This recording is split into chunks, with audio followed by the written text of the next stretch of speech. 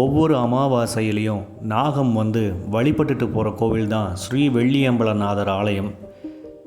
தனிமையான சூழ்நிலையில் இந்த கோயில் இருக்கிறதுனால சித்தர்கள் வந்து வழிபடுறதா நம்பப்படுது. அரச மரத்து நிழலில் அமைதியான முறையில் சிவபெருமான் வீற்றிருக்கிறாரு. இந்த கோயிலுக்கு வந்து போகிற பாதை கூட கிராமப்புறத்தை சேர்ந்த பகுதிங்கிறதுனால இங்கே பெரிய அளவில் வாகன போக்குவரத்தோ நெரிசலோ இல்லை ஆள் நடமாட்டமோ இருக்காது.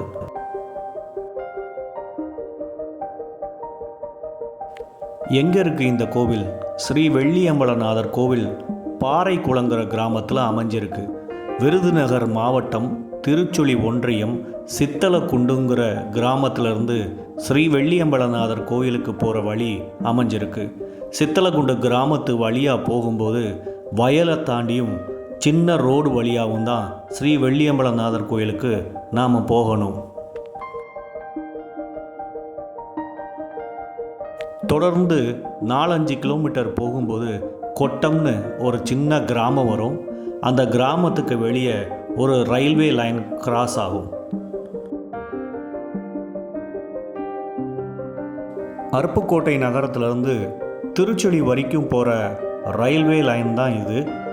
இதுக்கு கீழே அந்த சப்வே அமைஞ்சிருக்கு.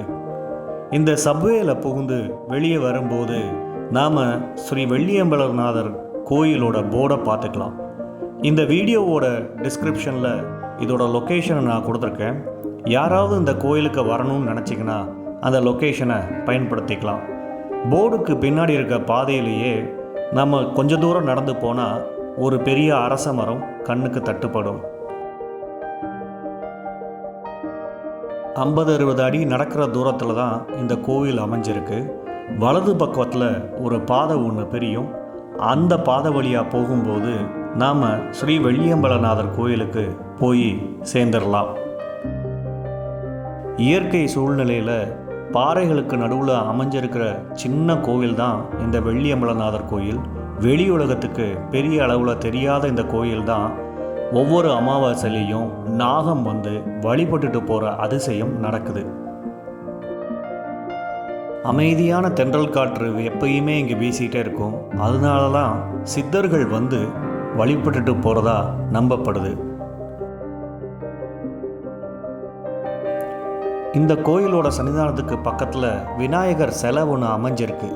இந்த சிலைக்கு பின்னாடி இருக்கிற ஜன்னல் வழியாக தான் நாகம் ஒவ்வொரு முறையும் வந்து போகும். அதுக்கு வசதியான முறையில் தான் 2 கதவுகளையும் அமைச்சிருக்காங்க. ராத்திரி நேரத்தில் குறிப்பிட்ட கொஞ்சம் கால அளவில் மட்டும் நாகம் வந்து சிவபெருமான் மேலே உட்கார்ந்து வழிபட்டுட்டு போகும். இந்த கோயில் ரொம்பவே தனிமையான சூழ்நிலையில் இருக்குது. கார்த்திகை தீபம் ஏற்றுற வழக்கமும் இந்த கோயில் இருக்குது. இப்படி அற்புதங்கள் நிறைஞ்ச இடங்கிறதுனால தான் நாகம் வந்து வழிபட்டுட்டு போகிற அதிசயத்தை ஸ்ரீ வெள்ளியம்பலநாதர் எப்பயுமே நடத்திக்கிட்டு இருக்காரு.